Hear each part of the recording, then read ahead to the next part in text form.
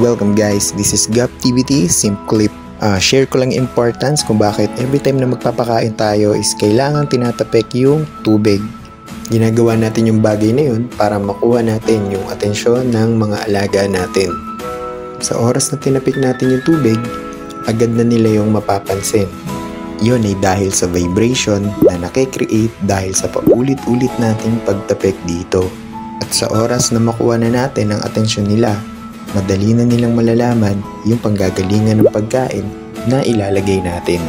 At magiging madali na din para sa atin na maobserbahan kung interesado pa ba sila o hindi sa mga nailagay na nating pagkain.